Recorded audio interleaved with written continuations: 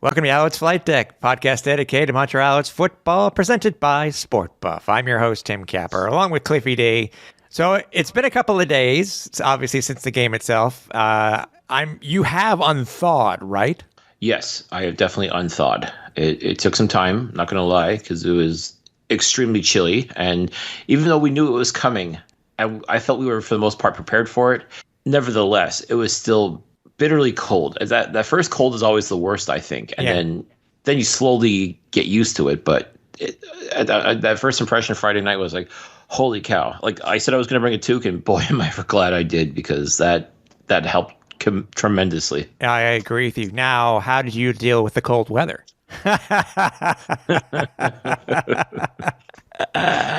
See what I did there? See what I did there?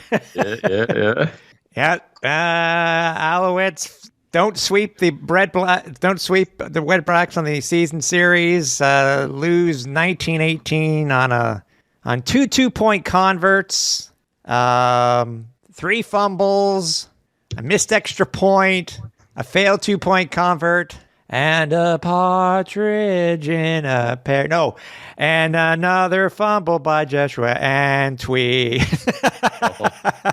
Poor guy. Oh, God. Yeah. Yeah. So the Owls lose 19-18. To be honest, and I'll be honest with you, Cliff, and I told you this too. I really didn't think that the Alouettes were going to host at home anyway. I really didn't, if they had won or not, because we knew who was going to be playing in the game in Hamilton, the Saskatchewan Hamilton game. We knew who was going to play and who wasn't, and the score showed it without question. I'm not saying that Cody Fajardo would have made all the difference in the world, but I think it was pretty clear too. Like obviously, Hamilton knew what was going to happen going into this game, and so does Saskatchewan essentially. So it was just a matter of F it. We got to play this game. Let's just play it and be done with it. And that was pretty much how it went down. But yeah, the cold too. I think it was a pretty good crowd on hand for even though it was an announced 11,297 for the Alouettes 19-18 loss. Obviously, it wasn't the way that we wanted to end the season. But the people that were there had a good first half, and then everybody just was trying to keep warm for that second half, because the weather was just as bad as the offense was in that second half. Just frigid and cold, and yeah. Yeah. And I'll never stop. Like it always makes me smile when I see those big old heaters at the side on the sidelines, and just seeing how many people are huddled around them. Like, okay, I can tell who's from like Alabama, who's from Florida, who's from California. Watching them, shivering and with the big old coats on, and trying to do whatever they can to stay warm, because they know Canada gets cold, but oh man, I'm sure that's got to be a sticker shock for them. Well, another one was on practice roster wide receiver Fabian Guerra. Dude was not wearing a toque. I swear it was a light jacket, but I mean it's like, dude, get a toque or something. Yeah, get some earmuffs, something, anything. Man, something. Yeah, as I said, Alouettes up 15 points at halftime. They were favored by 14. I think it's funny how they blew this lead. It was just the tale of two halves, really. As soon as Stanbeck was taken out of the game for rest or for whatever the reasons were, because we keep hearing he was just resting, and then we see on the practice report this week that he had a potential rib issue. Mm-hmm. But that's really where the game just went into nothingness for the Owls. Antwi had a great game, except the 3 fumbles. Yeah, and to his credit, he did recover one of them. So let's not completely bury this guy. No. But the problem is we, even though with the ineptness of the offense in the second half, Owls are driving in the fourth quarter. We're well into Ottawa territory to kick a field goal that would put us up by more than 8 points, and he fumbles, and then the 9 or 12 yard drive, whatever it was, by Ottawa, where we just couldn't stop them, and that was the game. That was the game. But pretty much, and I'll say I think with the benching of Stanbeck was obviously a smart move to make, because again, you want to keep this guy healthy for the playoffs. Absolutely, it makes 100% sense to do that. Mm-hmm. And I really just think that the Alouettes made a business decision to not show up essentially for the second half, and just in hopes that the 18 points that they put up was going to be just enough to win. And again, had Caleb Evans not made that successful 2-point convert to RJ Harris to essentially win the game, in theory, even with that touchdown scored, Montreal could have won this game. But again, by making that missed extra point in the first half, I don't know why they went for 2 on their first touchdown. It made no sense to me. That a comedy of errors. It started there, where with potential issues, potential ways that the Alouettes could have won this game. Yeah, I mean that was a real head scratcher. I think it was just a matter of Kahari either overthinking or maybe not thinking enough. Like sometimes you can outcoach yourself, and I think in that instance, I think Kahari kind of outcoached himself with that move. Mm-hmm. And it's unfortunate because when you think about the missed points from that, the missed field goal. I mean, once again, this was another game that the Alouettes could have and probably should have won. This one they should have won. So much happened in the first half for the Owls we got to talk about. I mean, let's go ahead and just give the stats here real quick. I know I've been really hard on Trevor Harris since he became an Alouette starter, but I was impressed with his first half. I mean, the dude ended up 20 of 26 for 259 yards, no interceptions, and 2 touchdowns. I'm turning around. Let's see what happens. If Trevor can pull off what he did versus us last year, when he was basically, destroying the Alouettes. What was it? 23 straight passes in a row, I think it was last year. Something to that effect. I think he only missed 3 out of. I think he went 24 or 23 or 24 out of 27, if I'm not mistaken. Something like that, and it just destroyed us. As Edmonton won, but that was last year. Let's hope he can do it this year. But again, the stats are it's not pretty, but it's it's pretty cool. I mean, the touchdowns to Jake Winicky. Touchdown Jake was back. He was the one. He was basically the guy. With Eugene Lewis on the one-game injured list. He had 79 yards and 5 receptions. Quan Bray also stepped in. He seemed to get more targets, too. He had 4 receptions, 64 yards. And stepping in for Gino was Dante Absher. He had a good game, too. Three receptions, 44 yards. Jeshua Entwi had 3 receptions for 30. Stanback had 1 for 9. And then Reggie White Jr. also had a great game too. He had 33 yards receiving. So yeah, he just seems to keep getting better every single day. Like with each passing game, he just seems to improve just that much more. And you can tell he's got chemistry with Trevor Harris because the two of them have been able to connect and put touchdowns on the board. So I mean, that's definitely a nice thing to see. It's disappointing not to see BJ Cunningham get that opportunity to play in playoff games, but at least Reggie White Jr. has definitely stepped up, and he's made a name for himself here in Montreal. It's early still, but I mean, he's definitely proven that he's got what it takes to play in this league. Yeah, for sure. Stanback only had 7 carries before he was taken out for 45 yards, but he did break the 1,100-yard plateau this year and did lead the CFL in rushing. Jeshua Entwi, 13 carries, 69 yards since he came in. I think it was late second quarter, but obviously hampered by those fumbles. Mm-hmm. Which basically did count.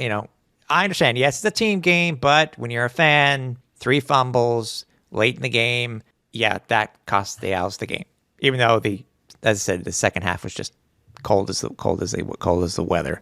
And again, David Cote missing an extra point. What the hell, man? I think it's only I think that was just his second miss of the year. I think. See, their second or third miss of the year, and he's had such a great rookie year, and just Maybe the hype's getting to him. Yeah. He's starting to believe his own press. That's not good, man. Yeah. Kidding, obviously. I mean, he definitely has been a big bright spot for the Alouettes this year, and again, just unfortunate. It was just like I said. Once in a while, you're going to have a bad day at the office, and I really think that's what it came down to for David Cote. Yeah. It happens. Yeah. It's not the ideal time for it to happen, but it does happen. Yeah. Owls outgained the Red Blacks by 100 yards, 373 to 273, held the ball for 32 minutes. It's something, again, the fumbles killed them. I had 4 fumbles, lost 3. Did great on penalties, hardly any penalties at all, but, it battled the turnovers and Yeah. And let's face it, this defense came to play as they did. But, I mean, you could see it in that second half, too. Once the offense decided to take the night off, that pretty much everything fell on the defense's shoulders, and they were gassed. You could see it. Like, they were doing the best they could to stop Ottawa. And, again, it's not like Ottawa was doing anything tremendous, but all they had to do was just show up, and essentially they were able to march the ball down the field. And, that first touchdown they scored in the second half off of Antui's fumble, you're like, okay, lead's cut to 7. Like, all right. Now, I guess you got to pay attention now. That was the thing, too, by the way, as you're saying. But both Antui fumbles resulted in all their points in the second half. Yeah.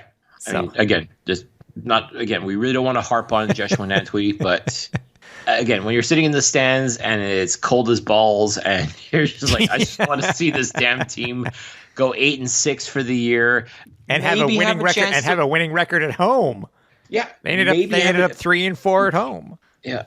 Maybe have it, even if it was just a slight chance of hosting that playoff game, just to at least give the fans that little bit of hope, especially too if you had the balls to try and sell tickets to that game, which you may or may not have known it was going to happen. Yeah. I mean, this is what I'm talking about with some of the disconnect when it comes to like the on-field product and the off-field product. Like I cringed when I saw that there were, the hype in trying to sell those Eastern semifinal tickets. Like, why don't you wait until you know there's actually going to be a game to sell them? But no. We're going to redo this, and yes, they'll refund the tickets. But still, it just irks me more than anything else. Like, I don't like being insulted, and it really was kind of insulting to do that. And then for the team to go out and just lay an egg in the second half. Yeah. And I get it. I get they want to preserve themselves for the Eastern semifinal, regardless of where it was going to be played. I 100% get that. Do you really buy that, though? By what? Just that. I mean, your statement itself. You still need to come and play. Do you have another reason why the Alouettes disappeared, folded faster than Superman on Laundry Day? I don't think it had anything to do with, I don't think they were, that they were just mailing it in. It was just something. I honestly think, what it was? And this has happened before many a time. It happens many a time in sports too. Complacent. We're up 15 points. They're not going to come back and beat us. They're the Ottawa Red Blacks. And guess what? They did.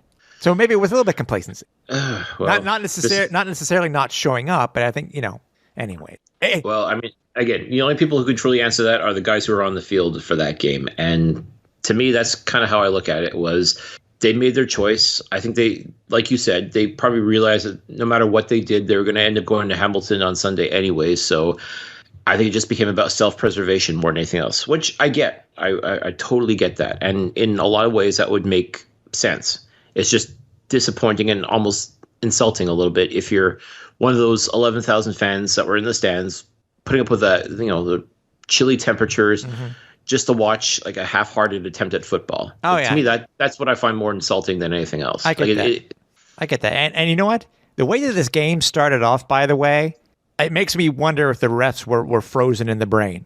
Because I don't think I have ever seen two such blatantly poor calls that have to be corrected, that had to be corrected by challenges. So the Alouettes had no challenges with, just before the second quarter.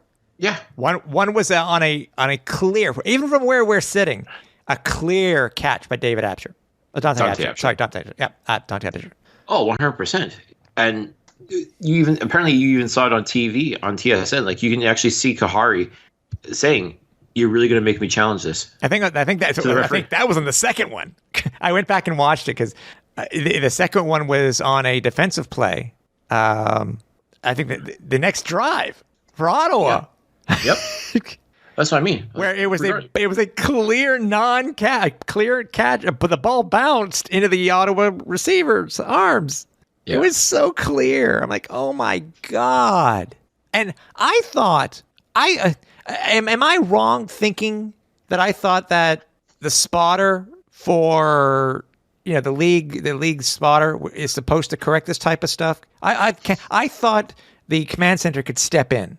Or is it only when something's atrocious, like mind you, that doesn't happen recently anyways? Now, when it comes to head-to-head hits and stuff like that, I thought that there'd be something where if it's a blatant call, where it's clear, God forbid thank God the Owls didn't need a challenge for the rest of the game. Thank God. But it was so blatant. Oh my God, both of them were just what?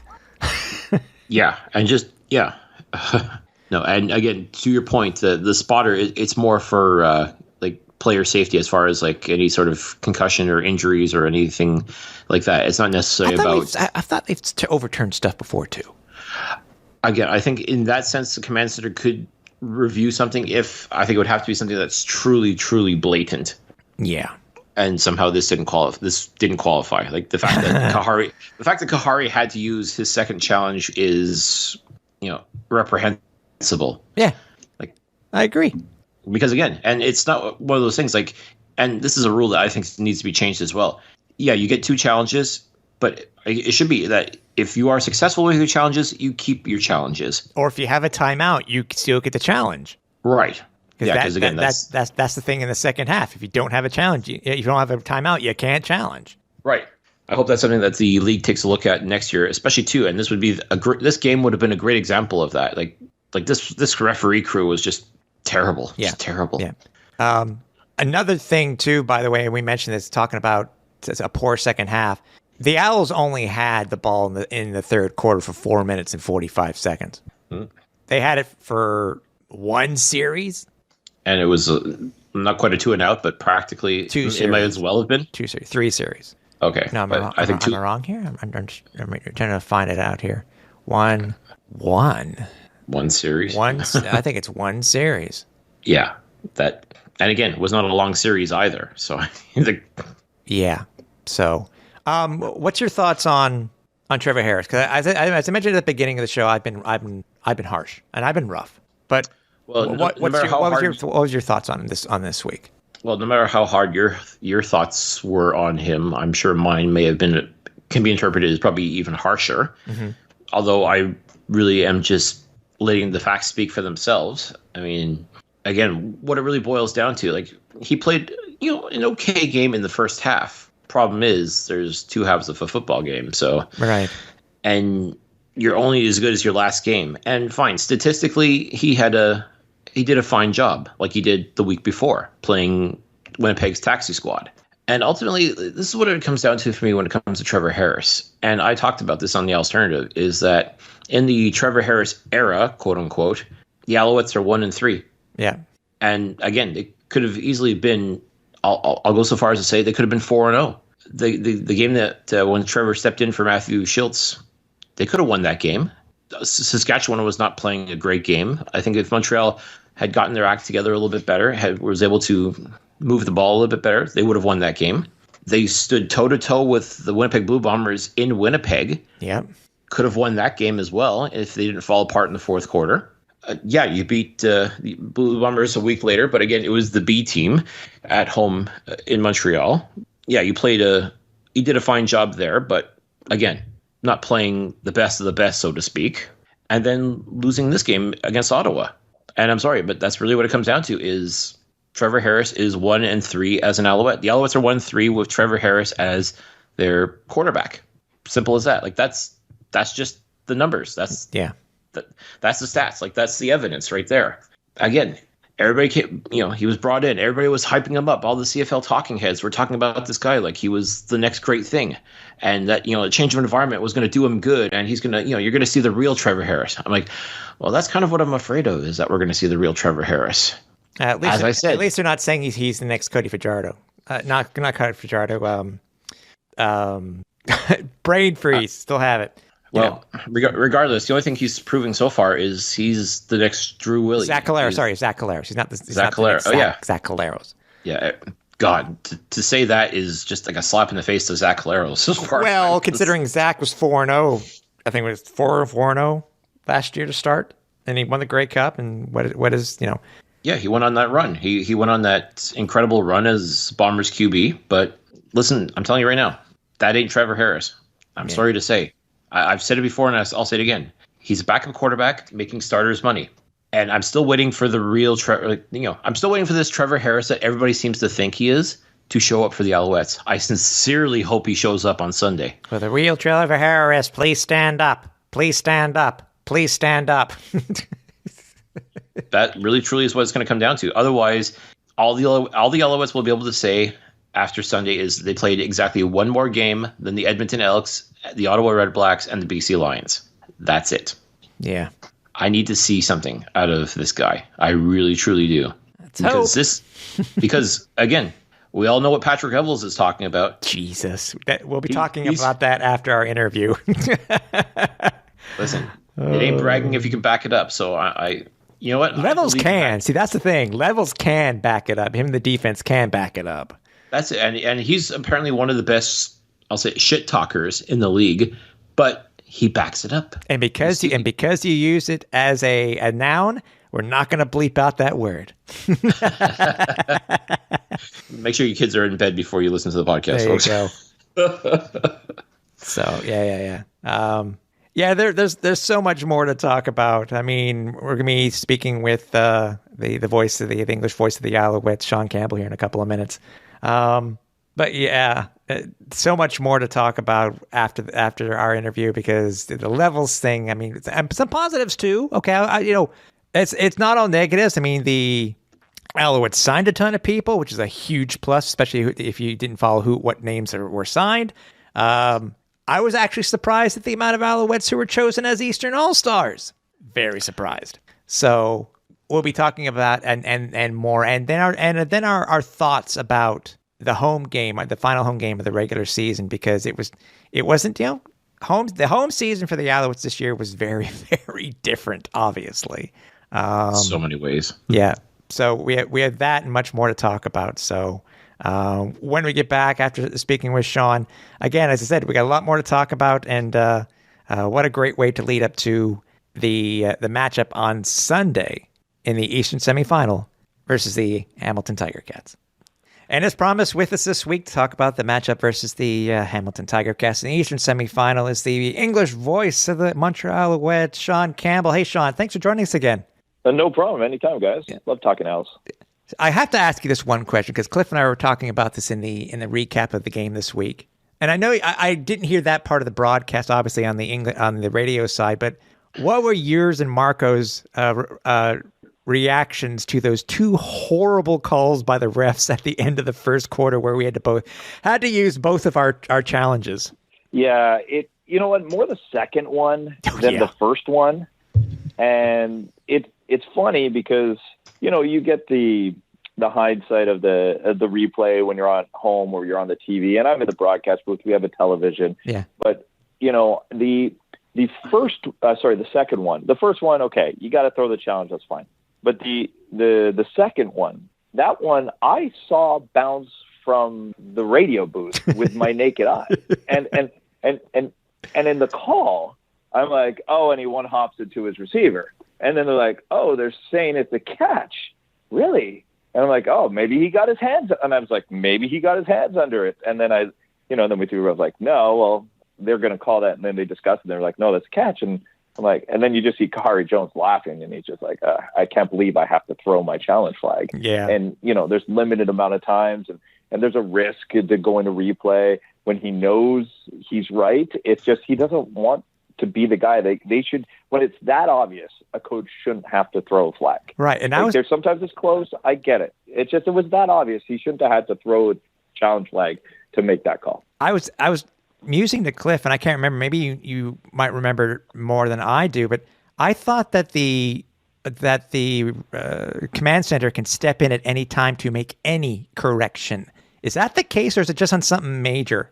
I think it's just on something major on a scoring play. So that's not, that's an out route for a first down of I think it was 11 yards on the gain, first quarter, from the 25 to the 35 of your own zone. I don't know if they call that a major play, but I think Kahari Jones was just like, okay, I got it. And I think he's been in the league long enough to understand who he's dealing with when it comes to the referees. And look, I play sports as a competitor. I may not be the most gracious with referees. I know I'm a little bit different when I coach at a certain level with my kids. But, at the same time, it is a thankless job. And sometimes I have to bite my tongue because I'm like, they're human beings. They see what they see. And then, I'm sure when they see the replay, like, oh, I screwed that up. Okay, we've all screwed up. Let's move on. But, there's a procedure that they had to go through. Yeah. It's like, yeah, well, I'm not going to the Grey Cup this year. Yeah. I mean, Cliff and I were thinking that maybe if you win 2, I think the league used to do this, but, it's because at one point, I think all teams were just fishing, as we saw when they changed the rules for PI. That maybe if you do win 2 and you still have another time, if you still have a timeout, you should get a third challenge, because the Owls could have been screwed. We're lucky, but the Owls could have been screwed for the rest of the game because of these 2 piss poor calls, in my opinion. So, yeah, I think you got to figure out a way where if you're perfect, you should be able to keep going until you're not perfect. Yeah. Mm-hmm. I kind of like the idea in the NHL, right? The NHL now is if you challenge, you get a penalty. So if you're wrong, you get penalized for it. And if you challenge again and you're wrong, it's a double minor. I kind of like that idea. Oh, wow. Yeah. I did not know that. Okay. Wow. Oh, yeah. I guess it needs to be more than just losing your timeout. Got to make sure. Yeah. It's not like just got to make sure. It's not like the NFL. I mean, yeah, I understand that actually does make sense. That actually does make sense. Real quickly before we talk about the game, what were your thoughts on the second half? I mean, it doesn't look good going into Hamilton. Yes, I understand it's the playoffs and it's a whole new season, as the players were telling us after the game. But why do you think that the Alouettes played so poorly in the second half? Was it a matter of, we're up 15 on the Red Blacks and they're not going to come back? Or what were you and Marco musing about when it came to this loss? Well, if you want to break it down, and you can circle one player if you want, and I know it's a team game and there's a million things that happen in a football game. Yeah. But the Ottawa Red Blacks scored 2 touchdowns after 2 turnovers. Yep. And Jeshurun Antwi got his opportunity in the second quarter, and in the first play of the third quarter, fumbled the ball, and it turned into Caleb Evans' touchdown. And then with the Alouettes up a score in field goal range, he didn't protect the football. And, and you could tell by his reaction, he knew he made a mistake. They're human beings. I get it. But those were the 2 plays that made the Owls not win that football game. Not having stand back around to keep drives going a little bit longer. You saw at the beginning, Antwi on first down, he gets, 3 to 4 yards, where stand back would get 5 to 6. 2nd and 4 is just different than 2nd and 7 in the CFL. That's just what it is. Yeah. There was no Eugene Lewis. It was a game I understand with the possibility to host, but really was meaningless because in the end, Hamilton went on to win. Mm-hmm. So I don't think anybody should really be sitting there, dredging up the past of the second half and the Alouettes letting that one get away from the Red Blacks. Yeah, they're the better team. They're better than the Red Blacks. Good for the Red Blacks. They went for 2. I thought it was perfect for them to do it. In the end, it didn't really matter. So it's like, just move on. I understand that there were problems there, but I don't look much more past than that. It was just a couple mistakes, and the Owls would have easily won that game. Hey, if Cote would have made that missed extra point, it may have been just a moot point anyways, too. So. Yeah, but I mean, you could get into that. And he's been pretty good all year. No kidding. I've liked the kicker this year. Yeah. He missed 2 extra points all season long. His field goal percentage, and if you remember early in the season, 2 of the field goals that he missed were bad snaps. Yep. And he still kicked. He didn't not kick it. He still kicked the ball knowing that he wasn't going to make the field goal, but he got the ball downfield. It was like a punt. And he did that twice. And in my head, I was like, that's a heads-up play that he still kicked the ball knowing he wasn't going to make the field goal to make sure that the team was further down the field. I thought that was actually a pretty smart play twice for him, and they go down as misses. Yep, that's true. And considering, too, that I think he had, 3 snappers this year? 3 holders this year? Because I think a couple holders. Yeah, Zima. Changing the snappers. Yeah. So Zima, Schultz held. You also had Gagne's been snapping. They brought in Girard for a little bit. That's right. But Pierre-Luc Caron was done for the season. So when you're usually your kicking unit, you're the trio. You're used to it. But you're right. A little bit of a change on that. That's true. Cliff. All right, Sean, let's go through your first you've now completed your first full season as the voice of the Montreal Alouettes. What have been your overall thoughts as far as the Alouettes go? Like, being able to see this team from your perspective, what have you seen that's really impressed you, and what have you seen that has really made you scratch your head a little bit?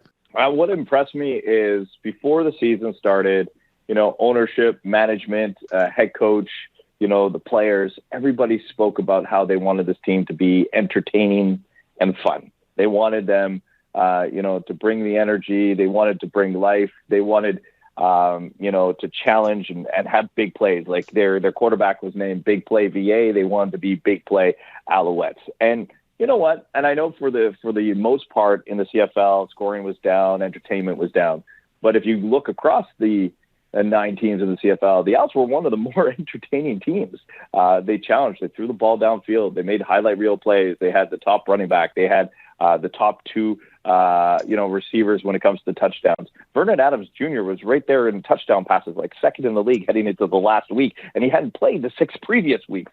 And we know that there was ups and downs with Vernon Adams Jr., but that was the entertainment factor of it all. And they did that going through 3 quarterbacks. Their defense, sacks and interceptions. They did what they wanted to do. They wanted to be turnover machines. They wanted to be a team that was dynamic and pushed quarterbacks back and got fans to cheer. I thought they put an entertaining product on the field. Now, it wasn't as entertaining if that was a regular season, they would have been middle of the pack. But I thought they were one of the more entertaining teams across the CFL. So that was my one observation from this team. As a letdown, probably penalties and discipline, lack of focus. Sometimes, they get like that in the CFL. And, the inconsistency from a guy like Vernon Adams Jr., where you see the high end. I think those are the things that, probably drag them down just a little bit to make them a 500 team. But at this point, they make the playoffs, and they're just 3 wins away, which is something they could do from winning the Grey Cup. And we'll see what happens. But overall, I thought they were an entertaining product for a season across the CFL that has been deemed one of the worst entertaining seasons. But I think the Owls themselves did a pretty good job of trying to bring some fun and life to the game. Now, Trevor Harris as a quarterback, I mean, it's been a very polarizing subject amongst Alouettes fans. Some people are happy he's here. Some people are not so happy. Some people want to see him succeed. Some don't necessarily. From what you've seen of the 4 games that he's been a participant of, what's your overall take on Trevor Harris and his ability to be that insurance policy for the Alouettes? I think it's a pretty good insurance policy that the Alouettes have put together. It's a guy that understands the league. I always felt that you need a quarterback that has been in the league for a while, that understands the league. And you saw the problem with, Ottawa trying to find quarterbacks. They're getting guys from the States that are coming back and never thrown or touched a ball in the CFL. And whenever anybody gets hurt, they're trying to, find a quarterback that can, understand the game. What the Owls had was a guy in Vernon Adams Jr. who had that 4 years experience, and he had that year starting. He went down. Matthew Schultz. Now, he hadn't much starting experience, but he's been in the league a while. That worked. He was able to understand. And then they bring in Trevor Harris, years of experience. So for Trevor Harris, bringing him in with where the Owls were, I have no problem with it. You're not going to get big play TH. You're not going to get that. There's a reason why he came to Montreal as an Edmonton Eskimo at the time and was able to, dink and dunk his way down the field because he plays safe and he gets the play and he moves the ball. He spoke about it a couple of weeks ago about his big thing is momentum, moving the ball. And I think he does a pretty good job. He doesn't have too many 2 and outs. He's able to get that ball. Will Stanback definitely helps that. I think he complements the offense pretty well. I think that maybe his relationship isn't the same as VA has with all his receivers, but he's not here now. And you need a guy that can throw the ball and that you can trust. And I think for the 4 games he's been there, I got to give him a really good and positive rating for the Owls. Okay. All right. Now, going into this game on Sunday against the Hamilton Tiger Cats, in your opinion, what's it going to take for Montreal to be able to get past Hamilton, who's proven to be a very good football team, but also to kind of like the Alouettes, proven to be shaky at times? Yeah, I think, the Owls won that wild one in Hamilton, and, winning in Hamilton is not an easy thing to do. And now to do it in the playoffs is going to be very difficult. They won that wild game with that 55-yard field goal into the wind to tie it, and then they got it in overtime. One of those entertaining games the Owls provided this year for their fans. I think, you have to go simple here, very simple. It's got to be a stand-back game and a defense game. I think they're going to need to get a key turnover on defense And if their offense gives up one, they're going to need two. Like if they might only need one turnover at a critical time, but the rest of it to me has got to be a stand back game. You're gonna want 110 yards, 15 to 18 carries from Will Standback. Methodically go down the field, take control of the game, and I think that is simple. It would maybe be a different game plan if you had Vernon Adams Jr., but I think it's the simple momentum, long drives, wear them down. When the third quarter comes around and you're up by 4 or 5, you just stand back it up 6 yards, 10 yards, 9 yards, 6 yards. Like that's just what he does. I think that's the best way for them to attack this game. Just ram the ball down their throats. It's what works best for the Owls. They're the only team to have over 2,000 yards rushing as a club this year in the CFL. What I am looking at is that I cannot believe this is only going to be if my stats are correct, this is only going to be the 10th time that the Alouettes have faced Hamilton in a semifinal, and only the 28th overall game that they've played in the playoffs. Other than they have not beaten Hamilton in 6 straight attempts, whether it be a semifinal or in the final itself, in the East Final. What besides Standback and ramming it down their throat, Sean, what else do the Alouettes need to do? Do we need a Trevor Harris type of game from last year along with Standback in order to win this game? Because, losing 6 in a row can seem a little daunting, but as you said, I mean, it's everything that so many things have happened in the CFL this year. It seems like almost anything can happen. Yeah, I don't think they need a huge Harris game. I think they could honestly get by with a 13 for 20, 160-yard game for him. I think they can. Maybe a touchdown pass. I think they could really get by. To me, like I mentioned, I think it's the defense. I think the defense will need a key turnover. They need a key interception at a time, a key sack that maybe pushes the team. Sometimes those sacks that happen around the 35 to 40-yard line that turns a 48-yard field goal attempt into a 55-yard field goal attempt, and then they have to punt instead. You're taking points off the board. They need a play like that, a long drive that ends into 0 points. So I think that those are the type of things that you want to see from the Owls defense. They're it's the CFL. They're gonna give up points and they're gonna give up a play, but I think that they have enough playmakers on that club that they can really dictate the game. And if their defense is on, it's something that is really hard to contend with, but it has to be on because it's not always on. Yeah, for sure. And I'm sure all three of us would love the Alouettes to get their first win a playoff win in Hamilton since '96. So, I mean, that's been quite a while since the Owls have won there. But hey, anything can happen, man. Oh yeah, it's a tough place to play. It really is a tough place to get to too. Yeah, it's it's a very annoying travel destination. I was about to say you could talk to that. I mean, what's your schedule like to get to Hamilton this week? Is it going to be a matter of fly with the team and go, or are you taking the train? What's Sean Campbell and Marco's plans to get to the game this week? Well, mine's a little bit different. We're in years past, the radio team did fly with the team, but we're not flying with the team this year because of COVID. Right.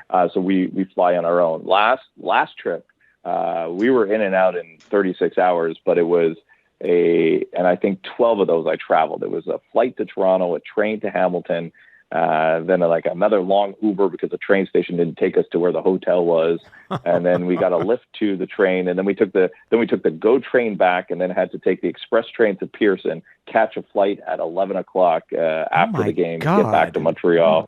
It's just because there's no flights from Montreal to Hamilton. You have to get to Toronto. This weekend's a little different for me. Because I'm calling the Canadian Sabres game on Friday night. Oh boy!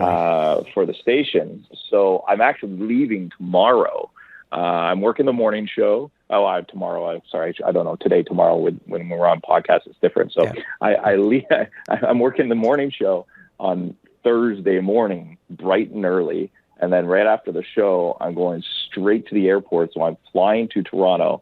Then I'm driving to Buffalo, crossing the border on American Thanksgiving, and then call the game Friday night. And then Saturday, I just have to make a drive. I'm still going to have the rent-a-car I'll drive from Buffalo to Hamilton, and then I'll be in Hamilton Saturday night for the game on Sunday. Right after the game, make my way back to Pearson with that rent-a-car, drop it off, and fly back to Montreal. Morning show on Monday. Dude, this is where Cliff and I both hope and pray there is no snow for you, because oh my God, I can only imagine how much more fun that would make your trip. Yeah, I know. I'm missing 4 of my kids' hockey games too. That's the worst part of it. But I know they'll survive. There's a lot of other coaches out there that can help me out. But yeah, that's pretty much what my weekend is going to be. But I do have like all of Saturday, right? Because I'm working Friday and Sunday. Yeah. And it's a short trip, Buffalo to Hamilton, so not a long drive. So I've never been to Niagara Falls. I think I might stop at Niagara Falls, just hang out by myself. That's definitely cool. It's a lot of fun. Yeah. Never been there. They do say that the Canadian side, and this is not because it's the Canadian-U.S. thing, but they actually do. I've heard Americans say this too, that the Canadian side is actually the prettier side than the U.S. side. So, Well, that's good, because I'm planning to cross the border early, because I know on November 30th all that status change for crossing for 72 hours. Mm-hmm. But that's the 30th because of that. I just got my PCR test. And because you have to have that PRC or PCR test, whatever test that is, to cross the border back into Canada. You can get your test in Canada as long as you come back within the 3 days. Because I got the test today at 3:00, I got to make sure I come back across the border like in the morning of Saturday. So I'll probably cross the border, then then go to Niagara Falls. Oh, so boy! I told you this is a complicated weekend I have here. Oh boy. Hey, oh boy! Before we let you go, Sean, we wanted to ask. I mean, it's been an interesting year. I love hearing you guys on the radio. You've had your real strange issues. I mean, for the first time since '97 that the Alouettes weren't on the radio, were not technically on terrestrial radio, with you guys supposed to being streaming and stuff like that, and it ending up being on CJAD. How's your experience? I know you've been working in radio for as long as you have, but I mean, how was your overall experience this year being the voice of the Owls? Well, one, I loved it. I was, and I loved it when I had the chance to fill in for Rick. And a couple of years ago, it was before the 2019 season. It was that I wasn't able to fill in. So it was 2018. I did about 4 games, and I always wanted to try to do football. And then after I did my first football game, I loved it. And when the opportunity came up and I applied for the position and I got it, I was really excited, because my first real gig and team to cover was the Owls when I got in 2007 into radio. I started working the show The Owls This Week, and then I took that over for years. Always enjoyed that. Covered the team as a reporter in the summer of 2007, 2008. They covered the Grey Cup in Calgary. The 13 men on the field. All those little stories. It was neat to follow and be following the team and the organization. So I've known it for a while and I've enjoyed it, and I've always appreciated the CFL. But covering it from so close, I was just excited to be part of it this year. The complications of radio broadcast. It's tough. It's not easy. The streaming problems was less the station's issue and more the streaming formats issue. Right. So it was kind of hard to deal with on our side. And scheduling. The other thing with the scheduling, normally Alouettes and CF Montreal and the Canadians, and they're very conscious of what the schedules are and how they schedule their games, knowing when a team plays, if they're at home or away. Like the presidents make sure, hey, we don't, the Owls don't want to go Saturday night at 7 when the Canadians are playing Saturday night at 7. Right. They don't. But because of the COVID year, the schedule for the CFL was kind of like, this is what you're getting. And it was the same thing with the Habs in the NHL. And I think that's why we've seen so many conflicts. And we had a bunch of conflicts even with CF Montreal and the Alouettes, and they also trying not to steal, knowing that there's fans of both, or they don't, they have radio partners that want to do things that are different. So COVID did have an effect on scheduling that way, where there were more conflicts, leading to, split broadcasts. One's online, this feed, hit the red bar, and, you could do what you want. And, I know we have our sister station, CJD, which we broadcast a couple of games, and glad we were able to do that. But, we try and keep it all on the TSN brand if we can, but there's only so much you can do, right? There's just, when everything's happening at once, you kind of shrug your shoulder and say, okay, well, we're just going to deal with what we have and what we can deal with. So it's not ideal, but I understand the complications of it, and it's radio, and, if it's a stream or if it's on the radio, if you want to listen, it's available, and it was always available. It was just tough to get the news out when we had to change last minute. That's all it was. I know. Yeah, I agree with you. Hey, just out of curiosity, if TSN 690 ends up becoming the English voice of the CEBL Alliance, are you interested in calling basketball, or have you never called basketball before? Well, look, it was just a couple of years ago, I never called football. I love it. So I'll call basketball. I have no problem calling anything. Yeah. I've called a couple, I guess it was Impact at the time. I've called a couple of Impact games, in the past. I almost had the, Canadian Championship.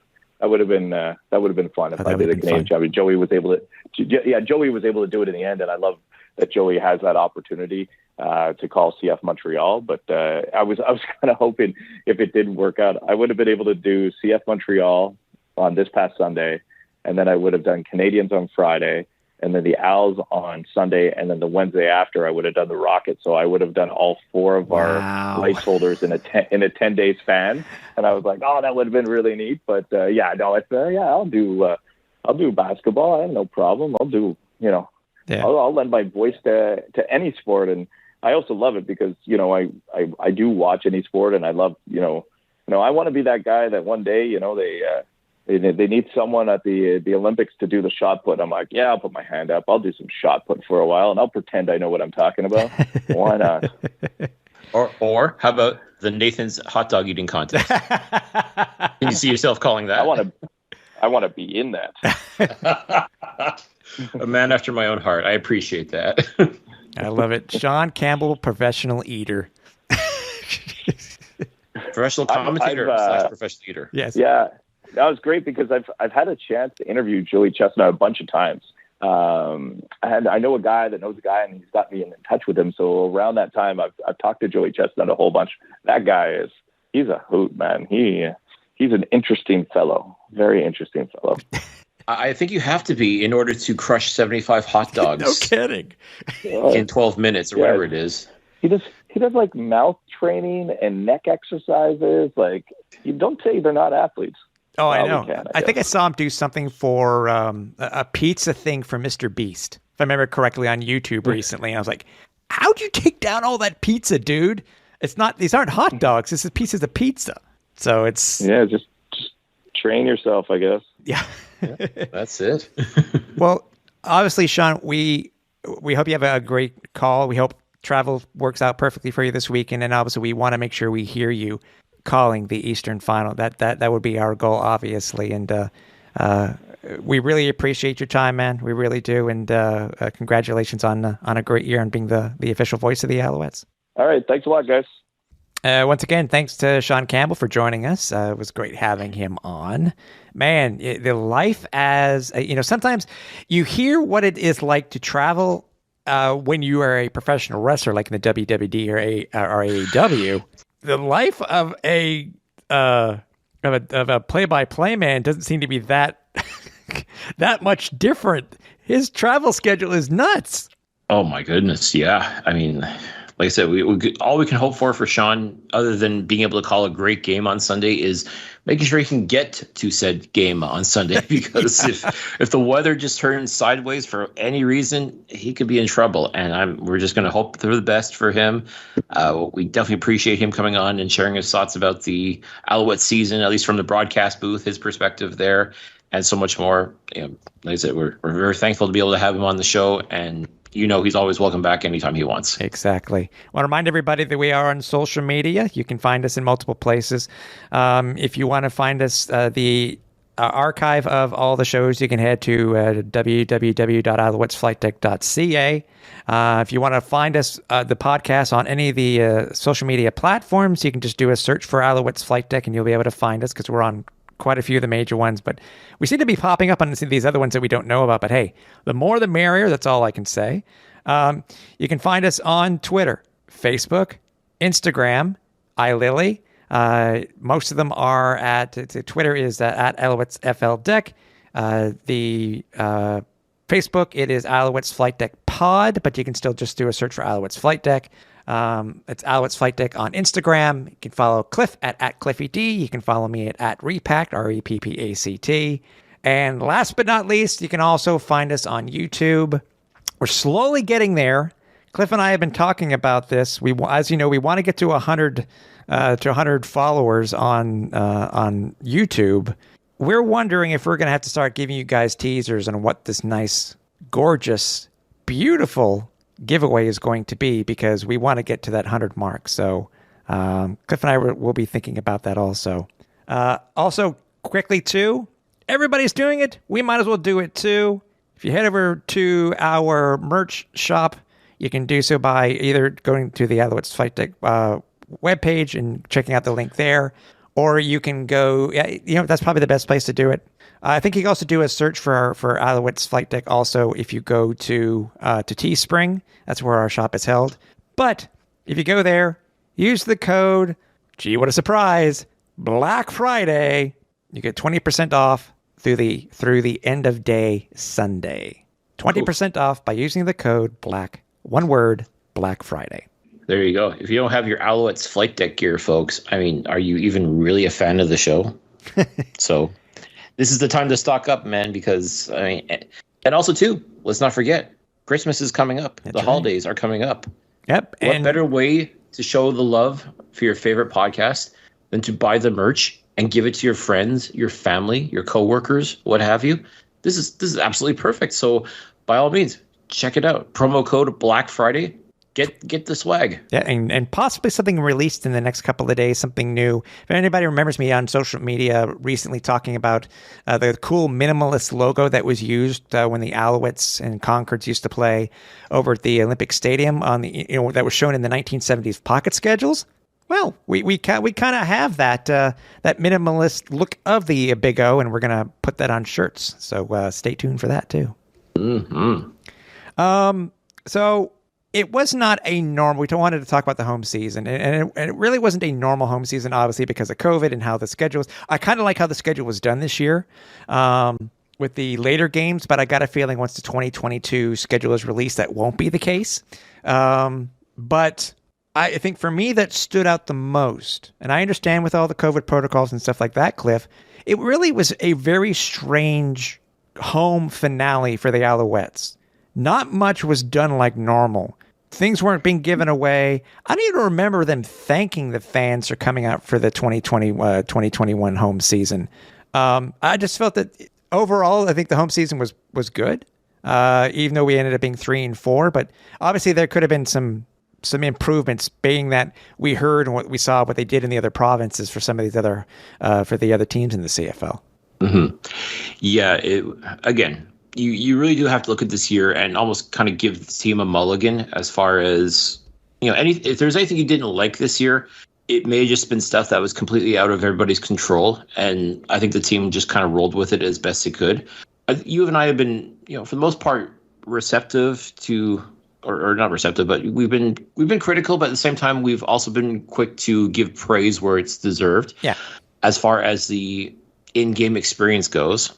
It's going to be tough, though, because we didn't get too many fans this year. And I think a lot of it really has to do with COVID and the vaccine passport.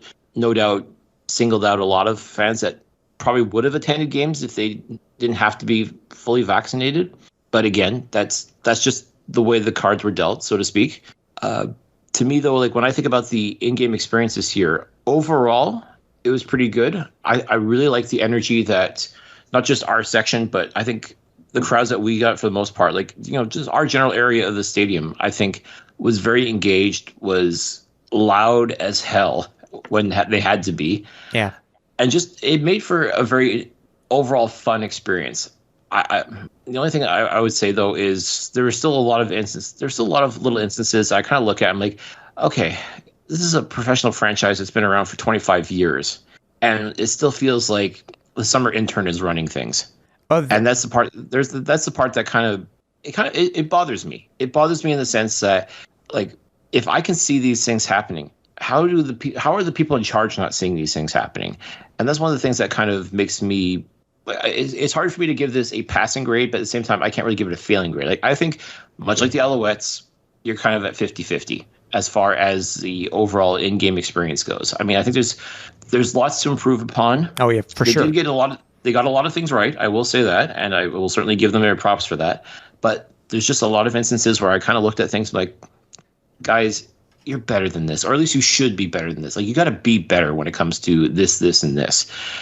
And I think that's really what it comes down to is just, it's not easy to give that great experience to every single person. Like, some people probably attended games and thought this was the best thing ever. Some people probably went to the games and thought it sucked out loud. I mean, again, you're not going to make everybody happy. I get that 100%.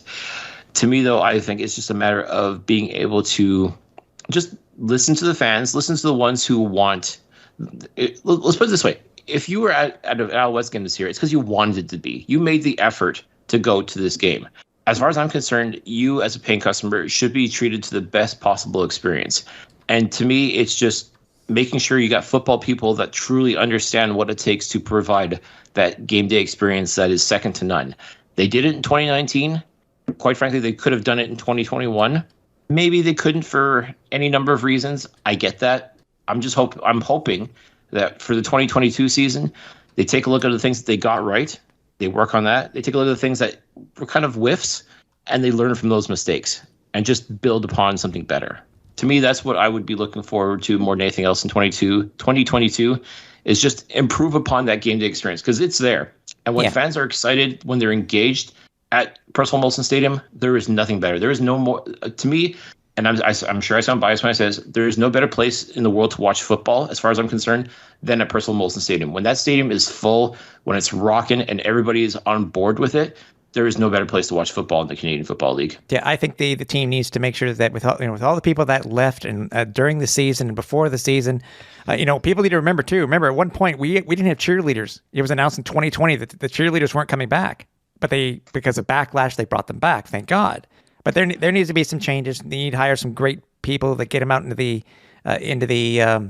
community and stuff like that. And our hope is if we can get Alouettes President Marzacchini on in a couple of weeks, that we will be able to ask him about that and hopefully what they're looking forward to the 2022 season. So, I mean, I agree with you. Overall, I'd probably give it a C. Again, a 50-50. I'd give it but it's, it is what it is. There was a lot of hits, but unfortunately there were a lot of misses as well. And again, I think a lot of the misses, as far as I'm concerned, are correctable mistakes. It's not like one of these things where you did it and, you're stuck with this. No, it's just a matter of, okay, this didn't work. You tried it. I'll give you credit for that, but it didn't quite hit the home run that you thought it did or maybe hoped it would. So maybe let's try doing this instead, kind of thing. Mm-hmm. Like, to me, that's how I look at it. There's a lot of teachable moments, as they say, for the Alouettes. So here's hoping that, we'll certainly offer our opinions. We'll give our 2 cents worth if it's asked. And with any luck, 2022, they can take the positives from 2021. If they can build upon those for 2022, it's good. Once again, this will be a very fun place to watch football. Yep. Good news from the Alouettes front. The Alouettes announced earlier this week that they have the core of the Alouettes offensive line is to stay in place for the next 2 seasons. It was actually great to see, Cliff, that they have re-signed Christian Matt, Philip Gagnon, Sean Jameson, and Landon Rice to new 2-year deals. Hey, this group together, they were a huge part of what Will Stanback was able to do this year. So it's actually great to have them back for the next 2 years. Not only William Stanback, but when Vernon Adams was playing, for the most part, they were able to protect him and give him a chance to go out and make some of those incredible plays that he did. So to be able to lock those guys up, outstanding, absolutely outstanding. Like I said, I think this year, Sean Jameson did a fantastic job at center before he got hurt. I honestly think if he did not get hurt, if he was able to play a complete season, there's no question in my mind that he would have been the most outstanding offensive lineman for the Alouettes. Yeah. Landon Rice, who did end up becoming the most outstanding lineman for the Alouettes, the nominee for that, he too, very happy to see that he's going to be back and sticking around, because again, he too has become a very integral part of this offensive line. Done an outstanding job at his position, and again, the fact that his peers have nominated him as such, that speaks for itself. And it still blows my mind that both he and Tony Washington, of that trade, that infamous trade that we won't talk too much about, of all the CFL players, not the draft picks, but the players that were involved in that deal, Landon Rice and Tony Washington are still the only ones who are currently playing in the Canadian Football League. Yep. To me, that is just it's incredible. It boggles the mind to think, and the fact that they're both playing so well for the Alouettes. I think history will end up being a lot kinder about this trade than what it really was initially, just based on the efforts of those two gentlemen all by itself. I think history will end up looking back at that trade and say, you know what, it was kind of crazy at the time, but I think it ended up working out okay for the Alouettes. Yeah. And who would, if we had less, if we hadn't had as many injuries, as we can only imagine what the Alouettes might have been able to do this year. And same thing with Will Standback. But still, hey, one last thing about these guys, I'm just happy to say, Canadian.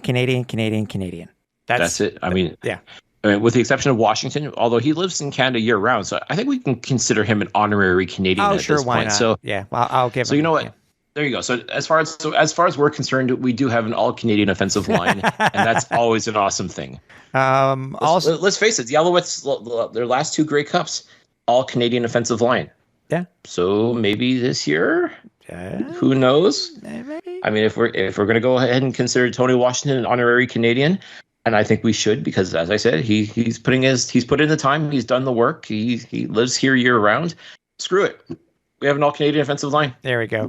Deal with it. Also, it was announced, I think, during the game or just before the game, that CFL Hall of Famer and former Montreal Alouettes star quarterback Anthony Calvillo became a Canadian citizen. So, Cliff and I want to wish Anthony a congratulatory, welcome to the club. That's it. You're one of us now. That's right. And also to all the best to AC and the Montreal Carabins for winning the Dunsmore Cup and now going on to the semifinals for U Sports in order to go back to the Vanier Cup. So AC, we got your back. We're cheering for you, and I really hope that. And it's going to be interesting too, because I think it's this Saturday. Is it the Utec Bowl that they're playing against the University of Saskatchewan Huskies, whose head coach is a teammate of Anthony Calvillo's, and Scott Flory. So how interesting is that? That we're going to be like on Saturday, I believe on Saturday, you're going to see Anthony Calvillo versus Scott Flory, coach versus coach, former teammates, now on opposite ends, like opposite benches as coaches. How crazy is that? I know, should be fun. Do you know, is the game on TSN or is it on Sportsnet or what do we know what it's, or is it being broadcast? I know in French, obviously French, it'll be, I think, on TVA, I think. Yeah, TVA Spar is going to have it. And I believe, if I'm not mistaken, I want to say CBC is going to even be carrying the semifinals. Okay.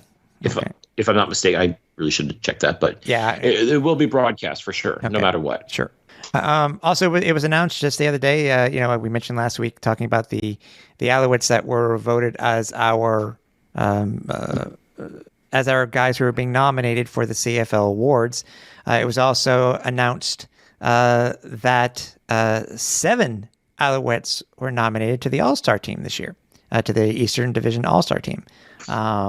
And to me, it really is no surprises whatsoever, Cliff. I mean, Eugene Lewis, Jake Winicky, Will Standback, Christian Matt, Landon Rice, David Menard. There's a duh. No duh. And Money Hunter. So it's, congratulations to all the guys. I mean, with all honesty, Cliff, I told you this before the show began. It's actually, I think the Alouettes are near the top of the list when it comes to the amount of players. It's a lot more players than I thought they were going to actually be nominated for the Eastern All-Star team. But congratulations to the guys once again. Yeah, I mean, obviously the Winnipeg Blue Bombers were naturally going to get most of the nominations on offense and defense. I mean, obviously they end up with 15 nominations, but for Montreal to be able to put together 7 outstanding players like this, 7 All-Stars, is absolutely incredible. I mean, so some of the choices, as you said, they were just like no brainers. I mean, William Stanback right away. Oh, I mean, exactly. how do you not nominate him as the running back for the Eastern All-Star team? Yeah. Gino, TD, Jake, of course, those are, you can't overlook what those guys have done all season. And of course, the offensive line is just outstanding. David Menard, again, he's proven himself as, the fact that he's been nominated as most outstanding defensive player and most outstanding Canadian. I mean, that just speaks to the work that he's done. And by the way, he's still not a starter. I know. It's so weird. I mean, he's only started one game this season, and he's still had such a phenomenal year. I mean, it speaks to the talent level that this guy brings each and every game. Yeah. And Money Hunter, I mean, the guy lives up to his name. He's money.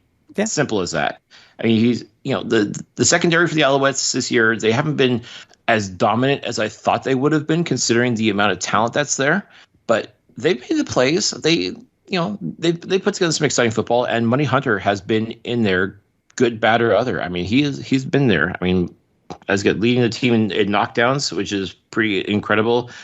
Sacking the quarterback when he needs to. Couple of INTs. I mean, like, this guy truly has lived up to his name. He is money. Yeah. 100%. And I think there's the only controversy when it comes to the list itself is out west, where supposedly BC had more players nominated than the Saskatchewan Roughriders. I'm like, what? Yeah. I mean, considering, the Saskatchewan Roughriders, man, they're a good football team. I'm not going to take anything away from them, but they're not outstanding. I feel. They've got some very talented players, without question, but I can't think of any outstanding plays or players on that team. There's a lot of very good players, but nobody that I truly feel is outstanding. Mm-hmm. And maybe that's just a matter of the team itself as a whole is focused on just being a cohesive unit to the point where you can't afford to have any superstars, like one person head and shoulders above anyone else. I don't know if that's necessarily their mindset or not, but to me, I think that's really why you haven't seen so much. I mean, like I said, like a lot of very good players, but nobody that I really feel is outstanding. Like when I think about like name players out there, like, yeah, there's name players, like names that you would recognize immediately, but were those players necessarily all-stars? And I take a look at things and I'm like, no, they were there. They were there. They played good football games, but they were not what I'd consider to be outstanding or what constitutes an all-star. So, I mean, initially you look at it like, how can BC have more all-stars than Saskatchewan? But I really think that's what it came down to, is just that, yeah, they got some good players out in BC, out in Saskatchewan, but nobody that really stands head and shoulders above anyone else. Yeah. Heading into the game this week, and again, as I mentioned to Sean during the interview, is that it's hard to believe how few times that the Alouettes have played Hamilton in the Eastern semifinal. It's mind-boggling. But again, as I said before, they haven't won in Hamilton since 1996, or haven't beaten Hamilton since 1996. In a playoff game. Yeah, in a playoff game. So we're due. Leading into that, the Alouettes released on Monday, they released I think it's just a walkthrough injury list. They didn't practice Tuesday, and they practiced today on Wednesday as we're taping this show. And it looks like it's just a matter of who the Alouettes are going to activate, because, again, we got Mari Alfred coming off the 6th game. Cameron Payne is going to be available. I'm just looking at the names here. I mean, we seem to be at full speed except for the guys who are currently still on the 6th game, because Tony Washington, for full participation, he was out with a calf last week. Stanback, the ribs, we were mentioning that earlier in the show, might do that as a precaution. Matt Schultz will be the backup this week. He had full participation. The only one that did not participate was Frederick Plessis, who he has an arm issue. And then David Menard, ankle. So he was limited. So we'll see it's the playoffs, dude. I don't see what would stop these guys, other than a ratio issue from not wanting to suit up.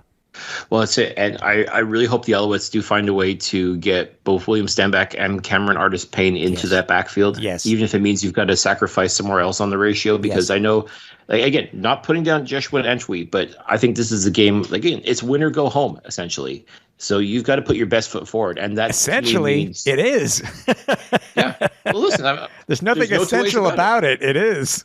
There you go. So I mean, you got to find a way to have both Cameron Artis-Payne and William Stanback in the backfield. Like, get those guys, and believe me, that would take so much pressure, I think, off of Trevor Harris, being able to hand off to either one of or both of those guys at any given moment.